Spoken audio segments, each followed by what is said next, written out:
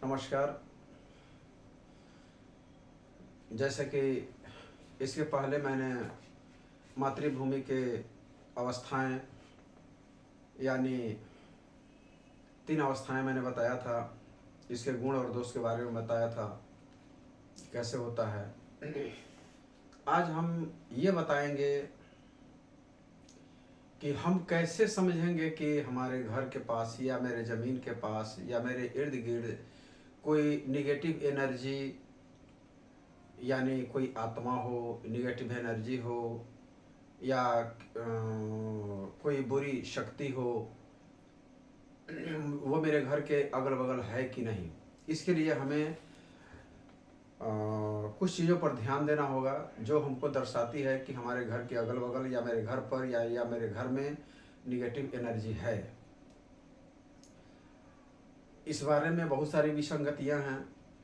बहुत लोग कई तरह से देखते हैं, बहुत लोग कई तरह से देखते हैं। हर लोगों के देखने का अपना अपना अलग अलग अंदाज है। जैसा कि मैं जानता हूँ, मैं पहले भी बता चुका हूँ कि मैं शास्त्र से नहीं हूँ। मेरी जो भी जानकारी है ये माता के कृपा पर आधारित है। जो मुझे माता से ज्ञान मिला है उसी पर ये आधारित है और उसी का मेरा अनुभव है।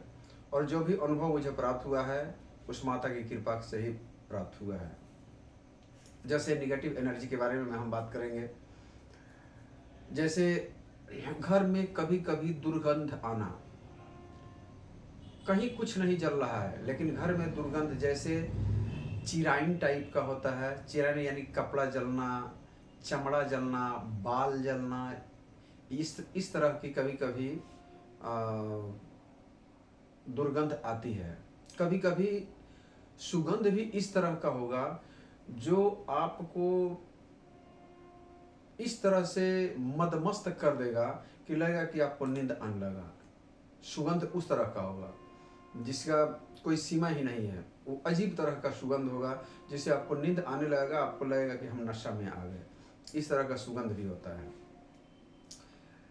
छत पर दौड़ने का आवाज़ होना या किसी के चलने का आवाज़ होना, धम धम आवाज़ बजना, सोते समय 11-12 बजे रात में, आधी रात में जब हम चारों तरफ से निश्चिंत हो जाते हैं उस समय छत पर चलने का आवाज़। खपड़ा का अगर घर है, खपड़ा पर लगेगा कि कोई बिल्ली चल रही हो, खपड़ा को बजाते चल रही हो, इस तरह का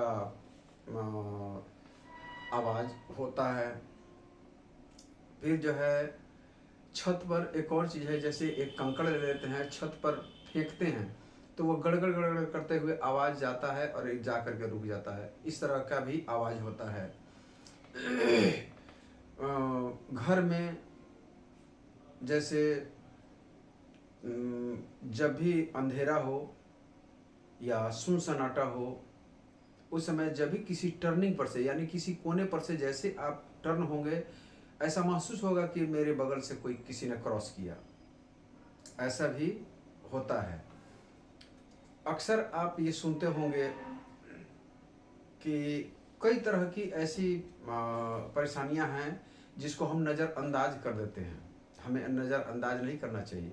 अगर प्राइमरी स्टेज में इस पर हम ध्यान देते हैं, किसी गुणी या किसी जानकार व्यक्ति से हम संपर्क करते हैं तो उसका भी समाधान संभव है प्राइमरी स्टेज में ही। वही जब बढ़ते बढ़ते जब पूरे घर को आपको अपने आगोश में वो ले लेता है, अपने गिरफ्त में ले लेता है, उसके बाद बहुत सारी परेशानियां बढ़ने लगती है जो रोग के रूप में भी लगेगा।